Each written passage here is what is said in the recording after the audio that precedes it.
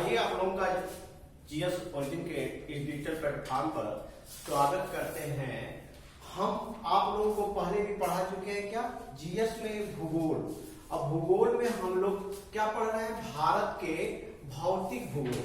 क्या है, भौतिक भूगोल। अब भौतिक भूगोल, भारत के भौतिक भूगोल में ये देखा गया है कि भारत को जो है क्या कितने भौतिक प्रदेश में बांटा गया है। क्या है, भारत का भौतिक विभाग।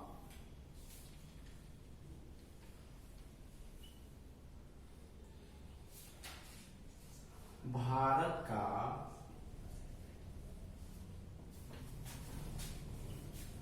भौतिक विभाग। भारत को कितने भौतिक विभाग में बांटा गया है, 4। कितने में, 4। कौन कौन है, उत्तर का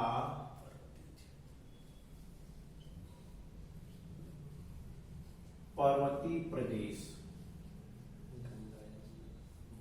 दूसरा क्या है, गंगा यमुना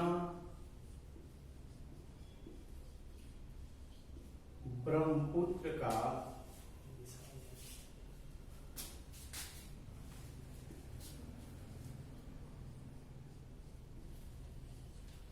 विशाल मैदान,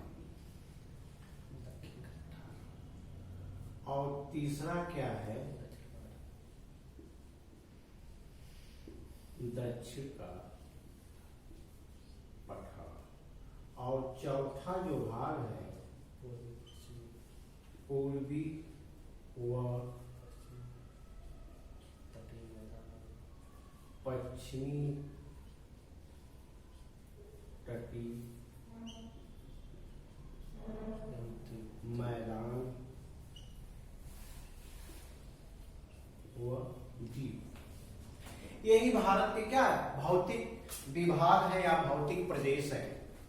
यहां पर हम क्या पढ़े हैं, उत्तर का पर्वतीय प्रदेश पढ़े हैं, फिर क्या गंगा यमुना का मैदान पढ़े हैं। अब हमें पढ़ना क्या है, दक्षिण का पठार। अब दक्षिण के पठार में ये देखा जाए कि इसका क्या क्षेत्र कहां है।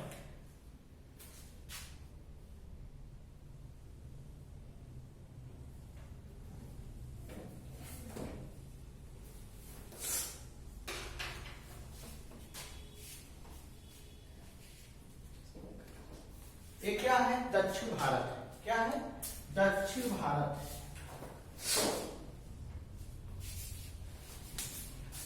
और दक्षिण भारत में जो एक प्राचीन भूभाग है इसी को कहा जाता है क्या,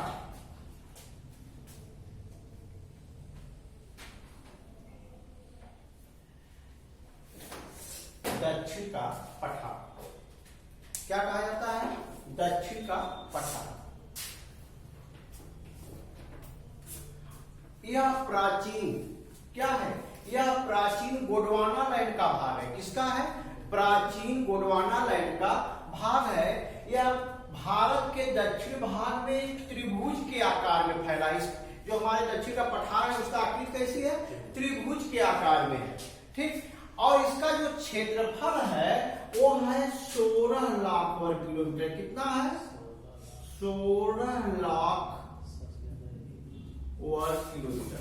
भौतिक प्रदेशों में देखा जाए तो क्या उत्तर के जो पर्वतीय प्रदेश थे कितना थे, 5 लाख वर्ग किलोमीटर, और एक क्या थे मैदान वाले 7 लाख वर्ग किलोमीटर, और जो एक पठार है वो क्या है 16 लाख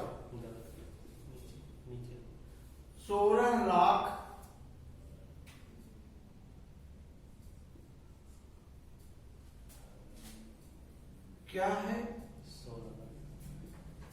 16 लाख वर्ग किलोमीटर। ठीक, इससे देखने से यह पता चलता है कि जो भौतिक प्रदेश में सबसे बड़ा क्षेत्र है वो किसका है, दक्षिण का पठार है। दूसरे नंबर में क्या आता है, गंगा ब्रह्मपुत्र का मैदान, और तीसरे पर आता है क्या, उत्तर का पर्वतीय प्रदेश। तो ये क्या है, ये गोंडवाना नहर का सबसे प्राचीन भाग है और क्या यह त्रिभुज के आकार में फैला है।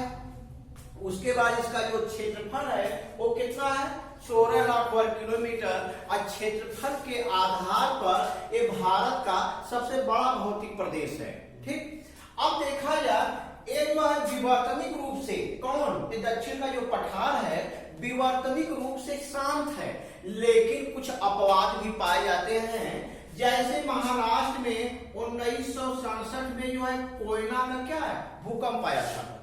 कौन भूकंप आया था, कोयना का। जबकि भूगोल शास्त्रियों ने और भूगोल वेत्ताओं ने ये कहा कि जो दक्षिण का पठार है वो क्या है विवर्तनिक रूप से क्या शांत है, लेकिन अपवाद रूप में 1967 में क्या है कोयना का भूकंप आया। कहां पाया था, महाराष्ट्र में। उसके बाद 26 जनवरी कब, 26 जनवरी 2001 को गुजरात के भुज में जो है भूकंप आके ये जो है क्या क्षेत्र को क्या प्रभावित किया। अर्थात ये अपवाद के रूप में थे, जबकि ये माना जाता है कि जो ये दक्षिण का पठार है वो क्या है विवर्तनिक रूप से क्या है शांत है। अब देखा जाए जो इस पठार की औसत ऊंचाई है वो कितना है, पठार की औसत ऊंचाई 600 से 900 मीटर है। कितना है, 600 से लेकर 900 मीटर ऊंचे हैं। कौन, ये पठार।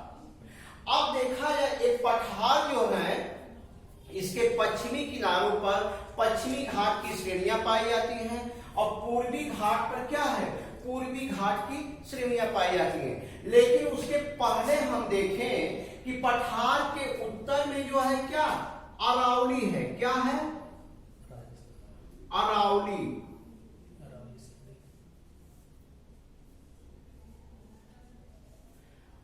अरावली के पूरब में क्या है, मालवा का पठार है। और मालवा पठार के पूरब में कैमूर की पहाड़ी है। क्या है, कैमूर की श्रेणी।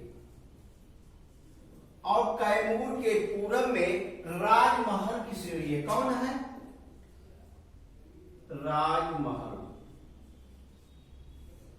ठीक, राजमहल का ही जो भाग है बढ़ा हुआ वो क्या है, यहां पर मेघालय में क्या है, मेघालय में क्या है शिलांग का पठार है। क्या है, शिलांग पठार। शिलांग पठार कहां है, मेघालय में। ये किसका है, ये राजमहल का क्या है पूर्वी भाग है। लेकिन क्या पश्चिम बंगाल में कट गया है। कटने का कारण क्या है, एक गैप है। कहां पर, पश्चिम बंगाल में, उसे क्या है मालदा जिला में। कहां पर है, मालदा जिला में। कहां पर, पश्चिम बंगाल में। लेकिन इस गैप से, इस खाली स्थान से क्या है यमुना और इधर से कौन आती है, ब्रह्मपुत्रा नदियां बहती हैं, अपने जल के साथ मिट्टी ले आकर इस गैप को क्या है भर दी हैं, जिन्हें कहा जाता है क्या मालदा गैप या राजमहल के गैप। ये क्या है पठार के उत्तरी भाग है। ठीक, दक्षिणी भाग में क्या है कन्याकुमारी। क्या है, दक्षिण भाग में कन्याकुमारी है। अब देखा जाए पश्चिमी भाग में पश्चिमी घाट की पर्वत श्रेणियां हैं। पश्चिमी भाग में क्या है, पश्चिमी घाट की पर्वत श्रेणियां हैं। पूर्वी भाग में पूर्वी घाट की पर्वत श्रेणियां हैं।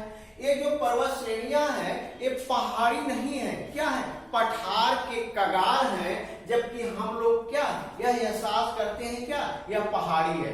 जबकि कोई भी ईंट को तोड़ा जाए यदि क्या उसमें यदि देखा जाए तो खड़े खड़े रूप में टूटता है तो खड़ा कगार बनता है।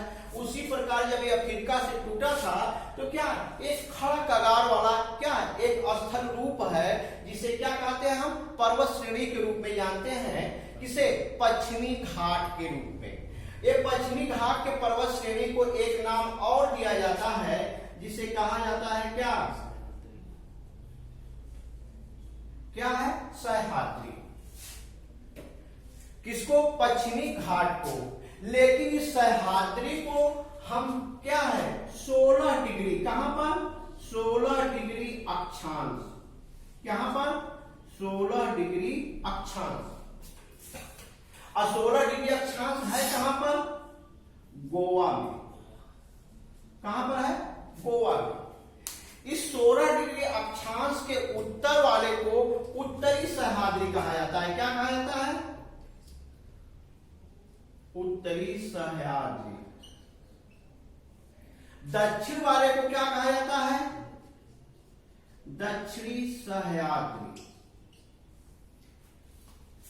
क्या है? पश्चिमी घाट की जो पर्वत श्रेणी है वो क्या है? उसको हम दो भागों में बांटते हैं। किसको? पूरे को कहा जाता है पश्चिमी घाट श्रेणी को, या तो पश्चिमी घाट पर्वत की श्रेणी, या कहा जाता है सह्याद्री की श्रेणी। सह्याद्री की श्रेणी या पश्चिमी घाट के पर्वत को हम गोवा से या 16 उत्तरी अक्षांश से हम बांटते हैं। 16 उत्तरी अक्षांश के उत्तर को उत्तरी सह्याद्री और दक्षिण को क्या कहते हैं? दक्षिणी सह्याद्री। अब उत्तरी सह्याद्री में दो पर्वत श्रेणियां हैं। क्या है? दो पर्वत श्रेणियां हैं और दोनों महाराष्ट्र में है। कहां पर है? दोनों महाराष्ट्र में है। एक पर्वत श्रेणियां हैं, एक का नाम है क्या? कलसुबाई। क्या नाम है? कलसुबाई। दूसरा जो पर्वत श्रेणी है उसे क्या कहते हैं? महाबलेश्वर। क्या कहते हैं? महाबलेश्वर। ये दोनों पर्वत श्रेणी कहां है? महाराष्ट्र में है। किसमें है? उत्तरी सह्याद्री में। अब आइए हम आते हैं दक्षिणी सह्याद्री में। दक्षिणी सह्याद्री में गोवा के ज्यों ही हम नीचे जाते हैं कर्नाटक का शुरू हो जाता है भाग। और कर्नाटक में दो पर्वत श्रेणियां हैं। एक का नाम है कुद्रेमुख। क्या नाम है? कुद्रेमुख। दूसरे का नाम है पुष्यगिरी। क्या नाम है? पुष्यगिरी। पुष्यगिरी को ब्रह्मगिरी भी कहते हैं। क्या कहते हैं? ब्रह्मगिरी। ठीक। अब उत्तरी सह्याद्री और दक्षिणी सह्याद्री में जो है हमें दो पहाड़ियां मिली। क्या? उत्तरी सह्याद्री में महाराष्ट्र में क्या है? कलसुबाई और महाबलेश्वर। क्या है? कलसुबाई और महाबलेश्वर। और दक्षिणी सह्याद्री में क्या है? पुष्यगिरी और कुद्रेमुख।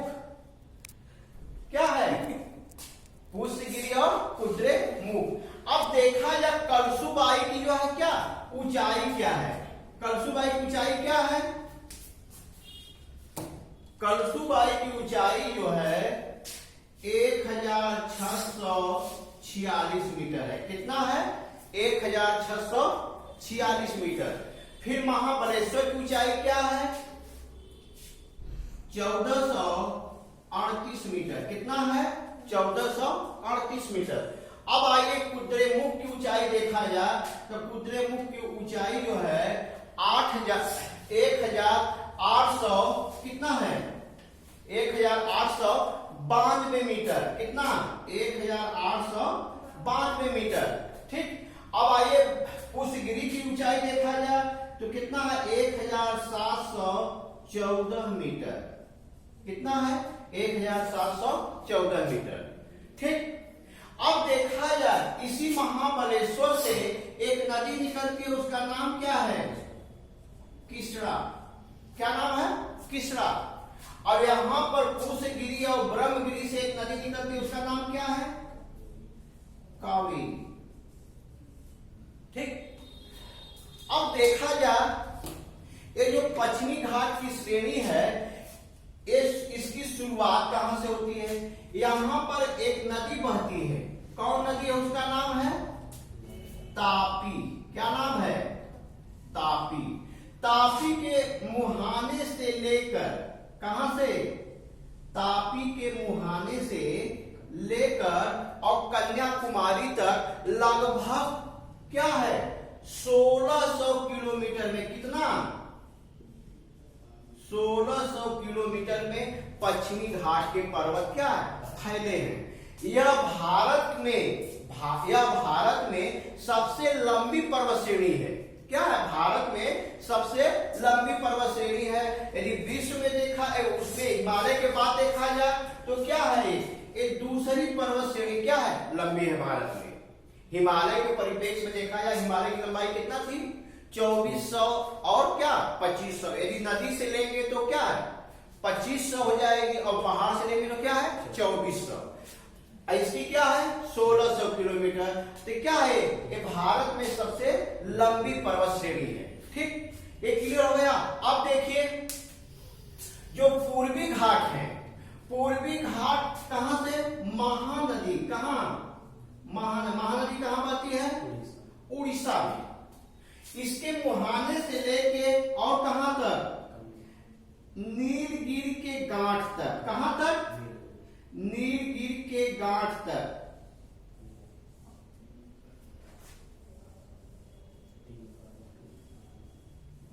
नीलगिरी के गांठ तक क्या है, ये फैली है, और इसकी लंबाई कितना है 1300 किलोमीटर। कितना है 1300 किलोमीटर। ठीक, लेकिन जो पूर्वी घाट के पर्वत हैं वो क्या है, क्रमबद्ध नहीं है, नदियां उन्हें काट दी हैं, इसीलिए गोदावरी और कृष्णा के बीच में कोई पर्वत नहीं पाया जाता है। क्या है, गोदावरी और कृष्णा के बीच में कोई पर्वत नहीं पाया जाता है। अब देखिए जो एक पश्चिमी घाट के पर्वत की चौड़ाई है, क्या है, उत्तर में एक 50 किलोमीटर है। कितना है 50 किलोमीटर। जबकि दक्षिण में कितना है 80 किलोमीटर। कितना है 80 किलोमीटर। यहां पर इस पर्वत का औसत ऊंचाई कितना है 1200 मीटर। कितना है 1200 मीटर। ठीक, अब देखिए जो एक पूर्वी घाट के पर्वत हैं, इनकी जो चौड़ाई है उत्तर में कितना है 190 किलोमीटर, दक्षिण में कितना है 75 किलोमीटर। कितना है 75 किलोमीटर। लेकिन इसकी पश्चिमी घाट की औसत ऊंचाई कितना थी 1200 मीटर, और पूरे पठार की औसत ऊंचाई कितना थी 600 से 900। ये देखिए पूछने का हमेशा क्या लोग गलत कर जाते हैं, जब वो पूछेगा क्या पर्वत की औसत ऊंचाई तो वहां पर लगा देंगे क्या 1200, जबकि ये क्या है पश्चिमी घाट के जो पर्वत हैं उनकी औसत ऊंचाई है, लेकिन पूरे पठार की जो औसत ऊंचाई वो कितना है 600 से 900। पूर्वी घाट के जो पर्वत हैं उनकी जो औसत ऊंचाई है वो है कितना 615 मीटर। ठीक, अब देखिए पूर्वी घाट और पश्चिमी घाट जहां मिलते हैं उन्हें कहते हैं नीलगिरी की क्या, नीलगिरी की गांठ। क्या कहते हैं नीलगिरी की गांठ। अब नीलगिरी की सर्वोच्च चोटी, नीलगिरी की सर्वोच्च चोटी क्या है डोडा बेट्टा। क्या है डोडा बेट्टा। और डोडा बेट्टा की जो ऊंचाई है वो कितना है, वो है 26-23 मीटर। कितना है 26-23 मीटर। फिर उसके बाद एक किसकी है नीलगिरी की गांठ की। नीलगिरी की गांठ क्या है, जहां पश्चिमी घाट के पर्वत और पूर्वी घाट के पर्वत मिलते हैं उस पर्वत को कहते हैं नीलगिरी की गांठ। और नीलगिरी की जो गांठ है उसकी सर्वोच्च चोटी क्या है डोडा बेट्टा। ठीक नीलगिरी गांठ के आप दक्षिण में जाएंगे तो यहाँ पर एक दर्रा पाया जाता है, और उस दर्रे को क्या कहा जाता है पाल घाट का दर्रा। क्या कहते हैं पाल घाट का दर्रा, जो आपको बताए भी है। पाल घाट का दर्रा। फिर पाल घाट दर्रा के जब हम आगे जाते हैं दक्षिण में तो वहां पर एक क्या है फिर गांठ मिलती है पहाड़ों की, और उस गांठ पहाड़ को क्या कहते हैं, क्या कहते हैं अनईमुदी। क्या कहते हैं अनईमुदी। अब अनईमुदी की जो सर्वोच्च चोटी है उसे कहते हैं अन्नामलाई। क्या कहते हैं अन्नामलाई।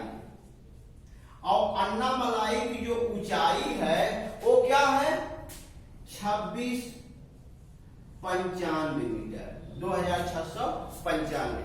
अब देखिए जो अनाईमुडी की सर्वोच्च चोटी वो क्या है, अन्नामलाई। अन्नामलाई की ऊंचाई क्या है, 2695 मीटर। यह दक्षिण भारत की सबसे ऊंची पर्वत चोटी है। और दूसरे नंबर पर क्या है, डोडा बेट्टा।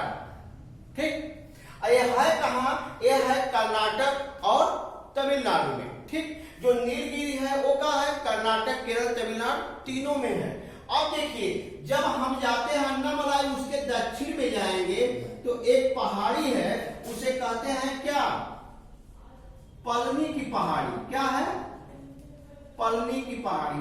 ये पलनी की पहाड़ी कहाँ है, तमिलनाडु में। कहाँ है, तमिलनाडु में। अब उसके दक्षिण में हम जाते हैं, किसके दक्षिण में, पलनी के दक्षिण में जाते हैं तो एक पहाड़ी मिलती है, जिसे क्या कहते हैं, इलायची की पहाड़ी।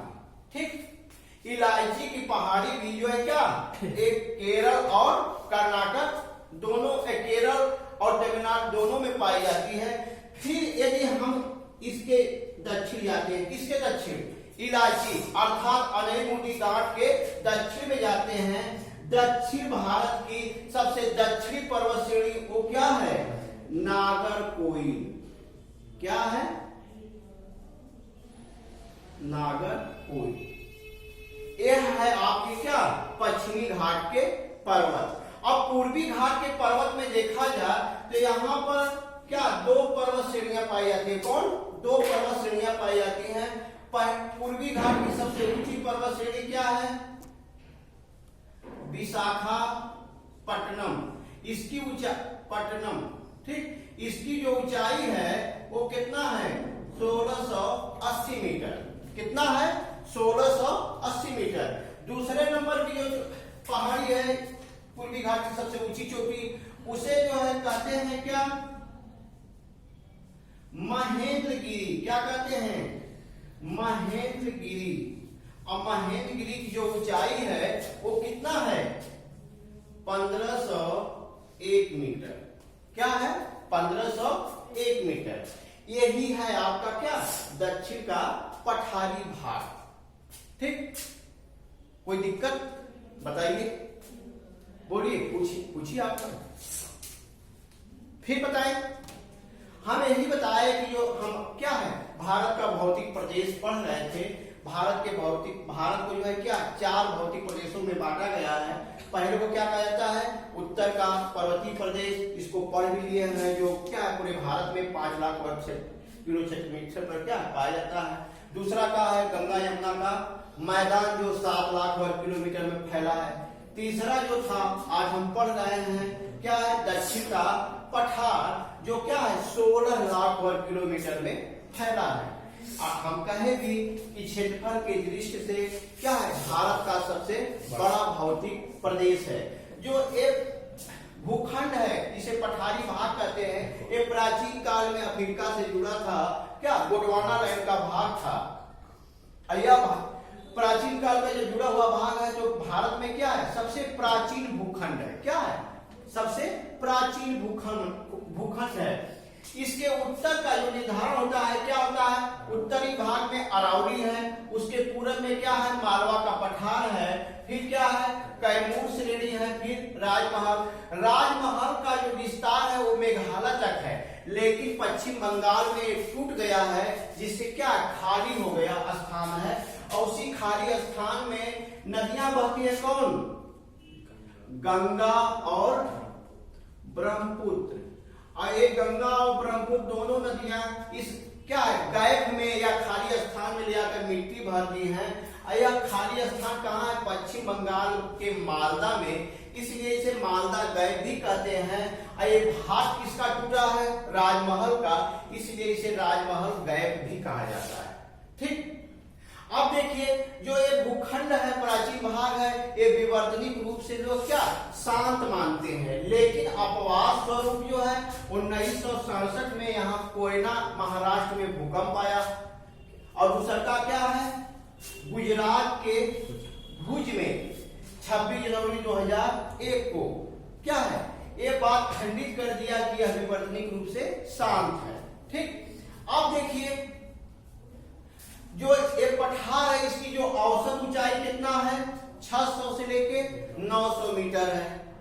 अब इसका जो ढाल है, किसका ढाल, इस पठार का उत्तर में देखेंगे क्या है, उत्तर में देखेंगे तो क्या है, ये पूर्व से लेके क्या है उत्तर की तरफ है। इसीलिए मालवा पठार की जो भी नदियां निकलती हैं वो किस दिशा में बहती हैं, उत्तर दिशा में बहती हैं। दक्षिणी भाग में आते हैं तो इस पठार का ढाल जो है पश्चिम से क्या होता है, पूरब की ओर होता है। इसीलिए पश्चिमी घाट की जितना नदियां हैं, महानदी क्या पश्चिमी घाट इधर की क्या जो भी नदियां होती हैं, जैसे गोदावरी है, कावेरी है, किसरा किधर बहती है, पूरब दिशा में बहती है, अर्थात बंगाल के खाड़ी में गिरती हैं। ढाल की वजह से ही तो आप देखिए। उसके बाद इस पठार को जो है हम देखें दोनों किनारों पर क्या पूरब और पश्चिमी भाग में क्या एक पहाड़ी जैसी आकृति दिखाई देती है, जिसे क्या कहते हैं, पश्चिमी घाट की श्रेणी और पूर्वी घाट की श्रेणी। पश्चिमी घाट की जो श्रेणी है ये पर्वत श्रेणी ना होकर एक कगार है, लेकिन हम उसे क्या है पर्वत श्रेणी के रूप में मानते हैं। ठीक, पश्चिमी घाट को एक अन्य नाम से भी जानते हैं, उसे क्या कहते हैं, सह्याद्री। और पूरे पश्चिमी घाट को सह्याद्री नाम से जानते हैं, लेकिन गोवा में या 16 डिग्री उत्तरी अक्षांश से इसे दो भागों में बांट देते हैं। उत्तरी भाग को क्या कहते हैं, उत्तरी सह्याद्री, और दक्षिणी भाग को क्या कहते हैं, दक्षिणी सह्याद्री। अब उत्तरी सह्याद्री में दो पहाड़ियां हैं, वो दोनों कहाँ हैं, महाराष्ट्र में। कहाँ है, महाराष्ट्र में। महाराष्ट्र में जो पहली पहाड़ी है उत्तर में एकदम, वो क्या है, कलसुबाई। कलसुबाई की ऊंचाई कितना है, क्या बोली, 1646 मीटर। उसके बाद कलसुबाई के आप कहाँ आएंगे, दक्षिण में आएंगे तो कौन पहाड़ी है, बोलिए, महाबलेश्वर। अब महाबलेश्वर की ऊंचाई कितना है, 1438 मीटर।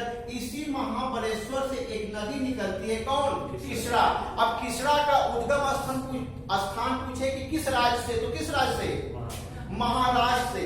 जब परीक्षा में आता है, पूछता है कि किसरा का उद्गम स्थान कहाँ है, उसमें 4 विकल्प होते हैं। उसमें होगा क्या, तमिलनाडु, केरल, कर्नाटक, महाराष्ट्र।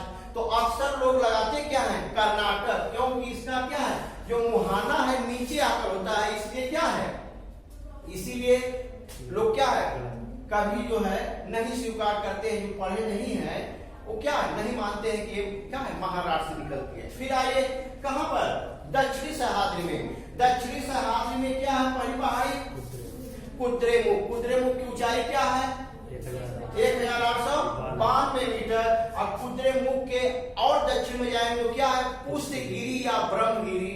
अब पुष्यगिरी या ब्रह्मगिरी की ऊंचाई क्या है, 1714 मीटर।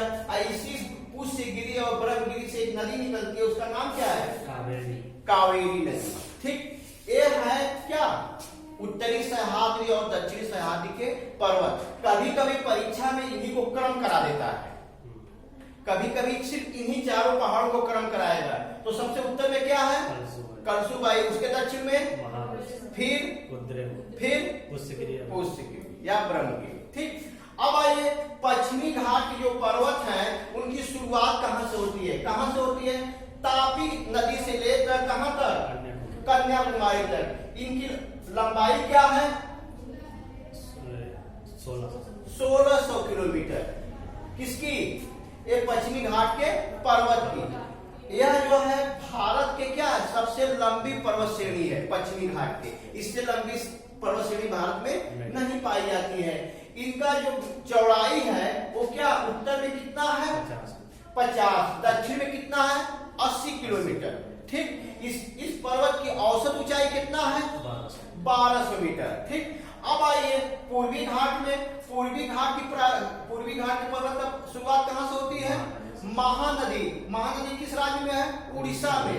महानदी से लेकर वो आती कहां तक है, जहां दोनों पूर्वी और पश्चिमी घाट मिलते हैं, उन्हें कहते क्या है, नीलगिरी की गांठ। जो पूर्वी घाट के पर्वत हैं उनकी लंबाई क्या है, 1300 किलोमीटर। कितना है, 1300 किलोमीटर। उत्तर में इनकी चौड़ाई क्या है, 190 किलोमीटर। दक्षिण में क्या है 75 किलोमीटर। औसत ऊंचाई क्या है 615 मीटर। ठीक, अब देखिए जहां पूर्वी घाट और पश्चिमी घाट पर्वत मिलते हैं उन्हें कहते हैं नीलगिरी। नीलगिरी की गांठ, और नीलगिरी की गांठ की सबसे ऊंची चोटी क्या है डोडा बेट्टा। और डोडा बेट्टा की ऊंचाई क्या है 2623 मीटर। यह जो डोडा बेट्टा दक्षिण भारत की दूसरी सबसे ऊंची चोटी है। क्या है डोडा बेट्टा, क्या है दक्षिण भारत की दूसरी सबसे ऊंची चोटी है। जब हम इस गांठ के दक्षिण जाते हैं तो एक दर्रा मिलता है। क्या होता, कौन होता, पाल घाट दर्रा। अब पाल घाट दर्रा के जो ही हम दक्षिण जाते हैं तो एक फिर गांठ मिलती है और उसका नाम क्या है अनईमुदी की गांठ। क्या नाम है अनईमुदी की गांठ। और अनईमुदी के गांठ में 3 श्रेणियां हैं।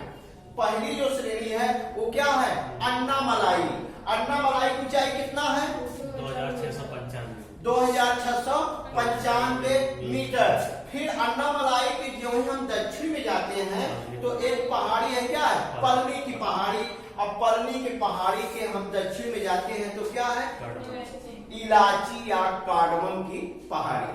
ये क्या है, ये जो है अनईमुदी गांठ की पहाड़ियां हैं। यदि हम इस गांठ के और दक्षिण में जाते हैं तो एक जो है पर्वत श्रेणी मिलती है जिसे क्या कहते हैं नागरकोइल की पहाड़ी। यह नागरकोइल जो है एक क्या भारत की सबसे दक्षिणी पर्वत श्रेणी है। कौन नागरकोइल। अब आइए पूर्वी घाट के पर्वत में। पूर्वी घाट के पर्वत जो है क्या है एक क्रमबद्ध नहीं है। इन्हें नदियां जो है काट दी है। काटने से क्या एक खंड खंड में दिखाई देते हैं। इसी कारण से जो है गोदावरी और किसरा के बीच जो दोआब है उसके बीच में कोई पर्वत नहीं है। पश्चिमी घाट की जो सबसे ऊंची चोटी है वो क्या है विशाखापट्टनम। इसकी ऊंचाई क्या है 1680 मीटर। और दूसरी जो पर्वत से ऊंची चोटी है पूर्वी घाट की वो क्या है महेंद्रगिरी। और महेंद्रगिरी की ऊंचाई क्या है 1501 मीटर। ठीक, यही है आपके क्या दक्षिण के पठारी भाग। यदि इसमें कोई दिक्कत हो तो बताइए आप। अब जो ये भौतिक जो यहाँ महेंद्रगिरी है वो क्या है कौन यहाँ पे जो महेंद्रगिरी है वहां भी महेंद्रगिरी है। सबसे दक्षिणी वो है नहीं सबसे दक्षिण क्या है नागरकोइल।